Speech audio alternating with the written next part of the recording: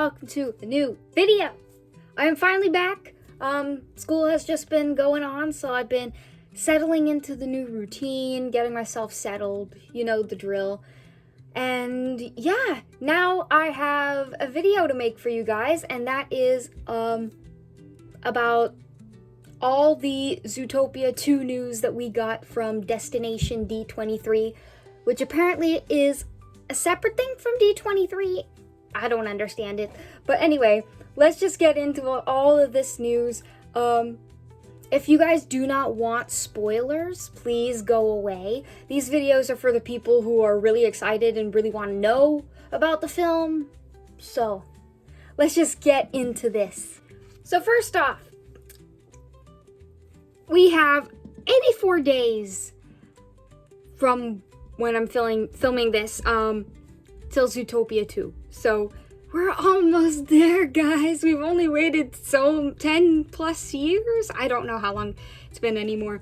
Almost 10 years. But yeah, let's just get into this because we have quite a lot of stuff to go through. Okay, so the first bit of news that we got was a description of basically the presentation began with part of the teaser trailer being shown, so that's something we've already seen. Starting when the music kicks in after the therapy scene, apparently. And then we have the presenter explains how the movie starts with Nick and Judy undercover, which, that's so cool. That is so interesting. I cannot wait to see these two in action working together. It's gonna be so much fun. So yeah, they're undercover. They're pretending to be a couple as they attempt to catch a smuggler. So for those of you who know me, I ship these two so much, and even if it's never canon, I will still ship it in my mind. Yeah, I like them as friends, and I think they'd be cute as a couple. I like them both ways. So I've made this clear in the past. I'm not one of those crazy shippers who will be super angry if they don't make them get together, because I know Disney, they're probably not going to do that. But the fact that they're giving us shippers specifically, they're giving us this scene for us. They came up with this idea for us, because them being undercover as a couple is good enough for me. It doesn't even have to be real. I'm just like, thank you. You gave me something that kind of feeds into my fantasies. Thank you so much. So, yeah, I cannot wait to see this scene in person. Yeah, I'm super hyped for this. So yeah, we got an image, and we got, apparently then there's a, oh yeah, here's the image. There you go, guys, images. So yeah. So apparently this is all taking place at the beginning of the film. This whole undercover sequence with them being a couple, and like Finnick pretends to be their baby, which is so cute. I'm telling you, they did this whole undercover thing for us shippers, totally. And it's so cute, and I like it. I'm super happy. I'm super happy. Next thing that was showcased was that we open up with a kind of a car chase, apparently. Apparently one of the mammals in the van they're pursuing is apparently an anteater, who's like the guy from the teaser. So yeah, he looks like a shady dude. He looks like one of those shady dudes, maybe another mob boss or something. I don't know. That's my guess. So yeah, I'm gonna make some speculations based on what we're getting.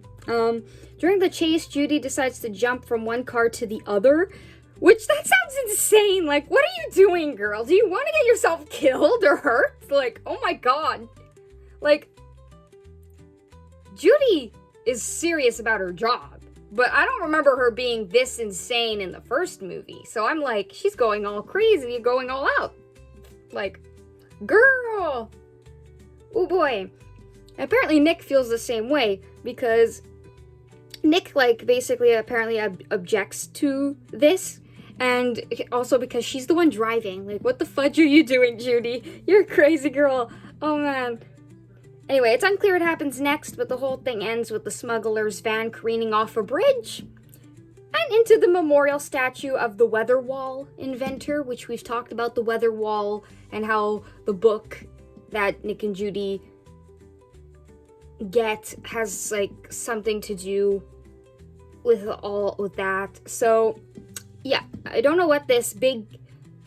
It's probably going to be some big thing in history that was, like, lied about, or maybe, I don't know.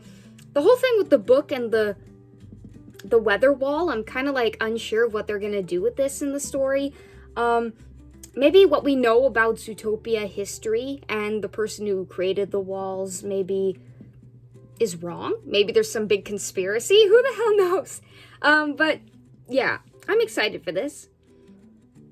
And yeah, basically they careen off the bridge as the new mayor is unveiling the statue. So this is inevitably what probably leads to them getting benched.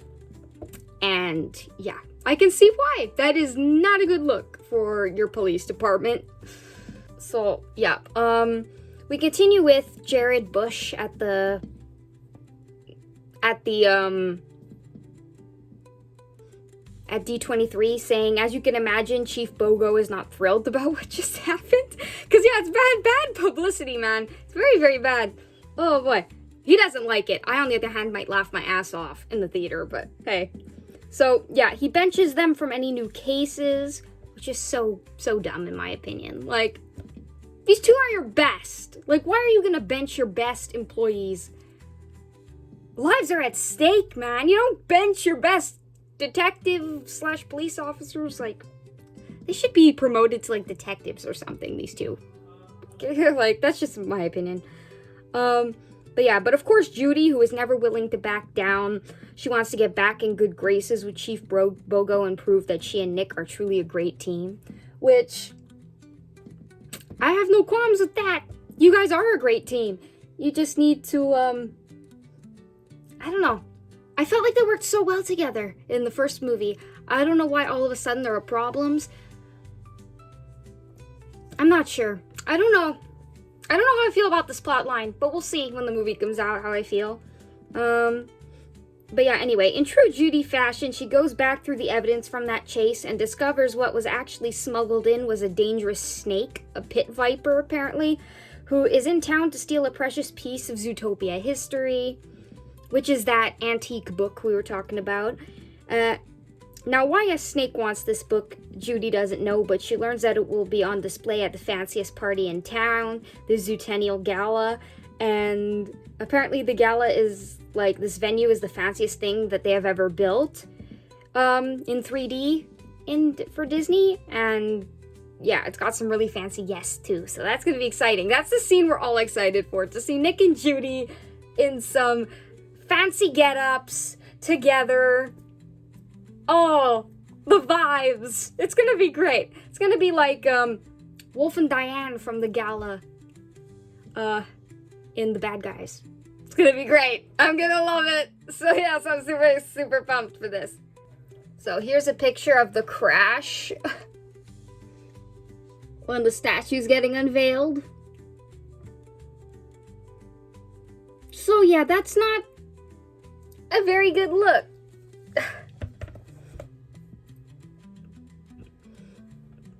And then we have, they introduced the new mayor, the actor turned politician, Mayor Brian Winddancer, which I'm like, Winddancer is totally a last name for a horse.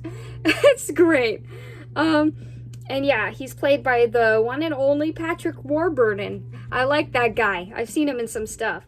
And he's done Disney stuff before. So, that's really great. I'm really happy for him. So apparently Mayor Winddancer is like,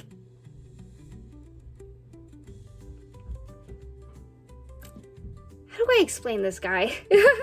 He's an actor turned politician, so obviously it kind of feels coded in like this world where anybody can be the freaking president of the United States? Who the hell knows? But yeah, it's weird.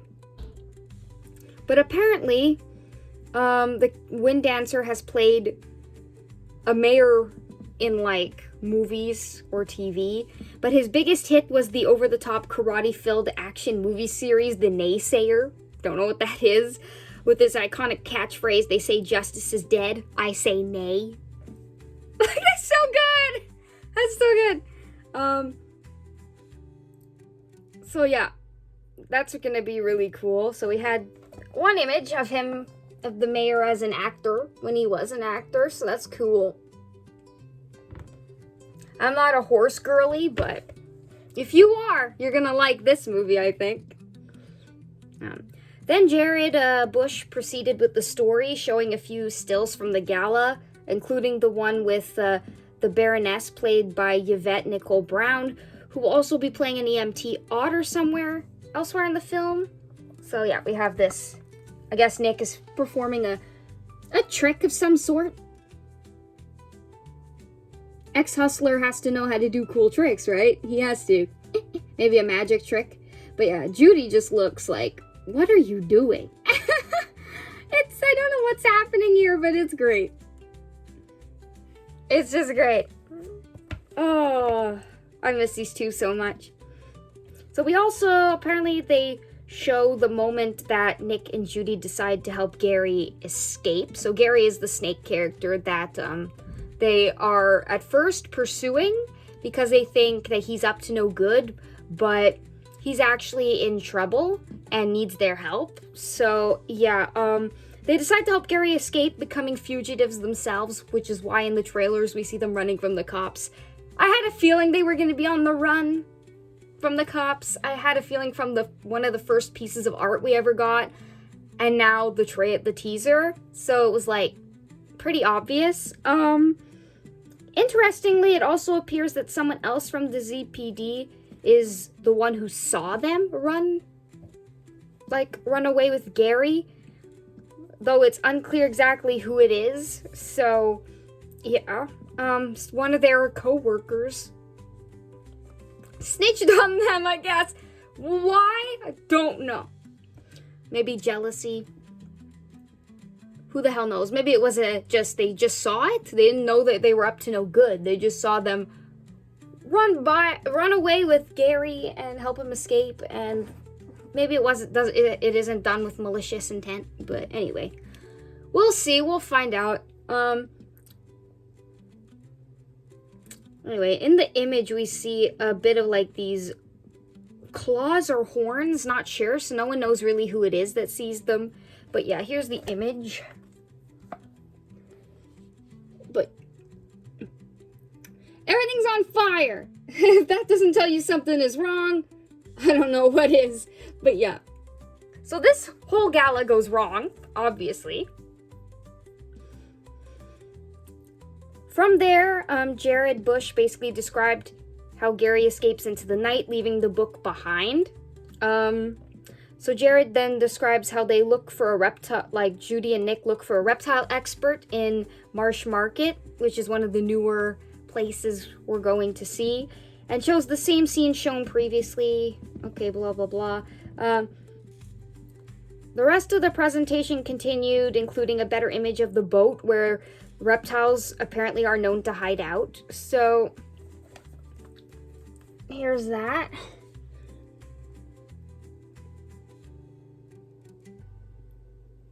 Really cool. I love weeping willows. Weeping willows are one of my favorite trees. And then the chase scene in Marsh Market was shown. It's largely the same as what was shown at previous things, which we haven't seen. I haven't seen it, but I've heard of it, heard the scene described, but I'm going to describe it again. But anyway, apparently this shot was more complete, as the previous version was still unfinished. Interestingly, the safe word Nick shouts has been changed from pineapple to coconut, which matches the poster in Dr. Fuzby's group therapy session. See, when I think safe word, I don't think anything not sexual? I don't know. Anyway, let's not talk about those. The scene also seems to extend a few seconds longer than the previous versions, and yeah, the preview closed on this image of Nick and Judy in that tube of water.